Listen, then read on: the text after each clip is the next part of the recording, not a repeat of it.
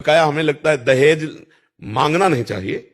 योग्य वधू मिल गई यही सौभाग्य है, और वधू पक्ष खुद देता है, अपनी जान भर सब देते हैं, सबकी इच्छा होती है कि मैं दूं, पर जब से मांग होती है वो मांग मुझे लगता है ठीक नहीं है। आजकल बहुत बड़े स्तर पे क्या मांगा जाता है, और एक पहले से ये दहेज बहुत हानिकारक है, समाज में कुप्रथा समझो जो बहुत हानिकारक है। इसी के कारण बच्चियों का बहुत तरह से मतलब, हाँ, अब मान लो एक किसान आदमी है, अब उससे कहा जाए कि 10-20 लाख रुपया, 10-20 लाख ही बहुत है किसान के लिए, क्योंकि वो एक खेती करने वाला आदमी जितने रुपए आएंगे गेहूं बेच के आएंगे, उसी में खाद है, उसी में पानी, उसी में परिवार का भोजन, उसी में परिवार की पढ़ाई और वस्त्र। अब वो उससे आप 20 लाख 25 लाख मांगो तो वो या तो खेती धरेगा और या फिर सोचेगा निपटाने की, कहां से 25 लाख दे।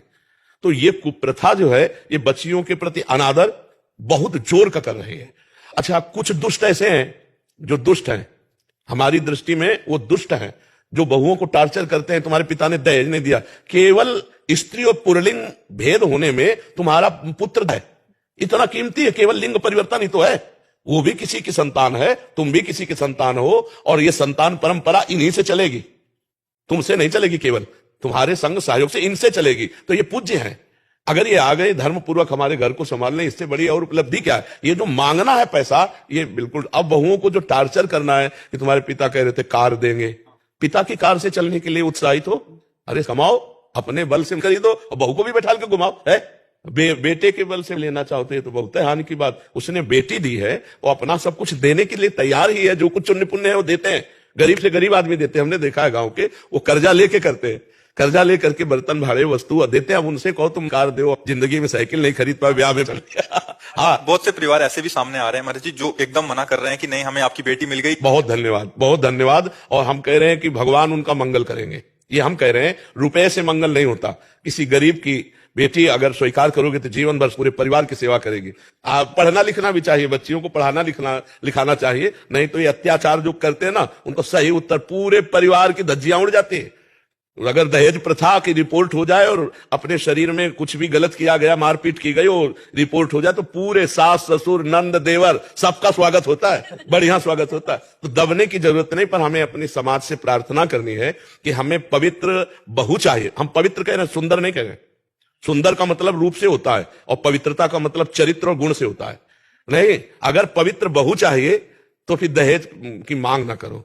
आप ऐसे करो तो एक से एक सुंदर स्वभाव वाली, पवित्र आचरण वाली अगर बहू आ गई घर में तो लक्ष्मी आ गई, नहीं आ गई। संसार में ऐसा भी होता है कि पुत्र कितना भी दंड हो, लेकिन उसका अधिकार है, क्योंकि तो इसलिए वो माता पिता के पास रहता। तो हमारी सरकार ने लड़कियों को बहुत अधिकार दिए हैं। कोई पुत्री अपने माता पिता की सेवा करे तो होता है, ये लालच से हो रहा है। नहीं, हम ये कह रहे हैं कि अगर कोई पुत्र को बहुत, तो हमारी सरकार हमारी लड़कियों को बहुत सम्मान दिए हुए है। आप अपने पति के भी प्रति शिकायत कर सकती है, यदि आपके मन के प्रतिकूल आचरण करता है तो उसकी भी शिकायत है। तो अब मतलब हमें लगता है कि अब दबने की जरूरत नहीं है, पर हमें प्रार्थना है पुत्र पक्ष से कि मांगो मती। दहेज प्रथाएं बहुत लड़कियों के प्रति हानिकारक हो रही है, बहुत हानिकारक हो रही है। तो ये दहेज प्रथा तो ठीक नहीं है। जो भगवान की इच्छा से मिल जाए और पुत्री मिल जाए, कमाओ और खाओ, उसको खवाओ पियाओ और संतति प्रकट करके इस सृष्टि का जो कार्यक्रम है, भगवान की सृष्टि बढ़ती, उसमें चलो ये रुपया मांगना। बहुत से परिवार इस बात में मतलब निराश होकर के शरीर नष्ट करते हैं। जब गरीब आदमी 3-3 4-4 बिटिया और ऐसा सब और शयानी होती है तो फिर पूरे में जहर मिला के पूरा परिवार खा लेते हैं। हाँ, दहेज प्रथा। अभी एक बताया कि गांव का आदमी, उसकी बेटी का ब्याह था, 6 लाख की खेती बेची। अब कितनी होगी वहां, तो बहुत कम पैसों अब बेचकर बेटी का ब्याह कर दिया। अब लेबरी करके बुढ़ापे में क्या कैसे जिएगा। अब उसको लगा बेटी 6 लाख। तो हमें लगता है दहेज प्रथा बहुत ही कलंक है और बहुत ही निषेध है। लड़की पक्ष स्वयं से जो दे दे वो ले ले, लड़की अपने अनुकूल देख ले, धर्म के अनुकूल लड़की देख ले, बढ़िया। तो भगवान की कृपा से गृह लक्ष्मी है। चाहे जितना बढ़िया घर हो, अगर एक माता बहन ना हो तो वो घर एकदम सूना सूना सा लगेगा, नहीं। और अगर एक भी माँ बहन है तो पूरे घर को सजाए रखती है। हाँ, वो घर लक्ष्मी, गृह लक्ष्मी कहा गया है, स्त्री को गृह लक्ष्मी कहा गया है। तो जब लक्ष्मी आ रही तो रुपया काहे को मांग रहे हो, साक्षात लक्ष्मी आ रही। अब पता नहीं कैसा पुत्र प्रकट हो जाए जो पूरे परिवार को यश उन्नति से भर दे।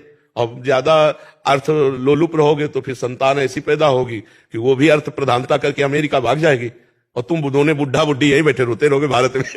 इसलिए बहुत सावधानी से नाम जप करो, दूसरों को सुख पहुंचाओ, कोई नशा मत करो, गंदे आचरण मत करो, और इसी से भगवान की कृपा से आप सुखी हो जाओगे। दूसरे के पैसा देने से या बेईमानी से या छीनने से कोई सुखी नहीं होता, कोई सुखी नहीं होता।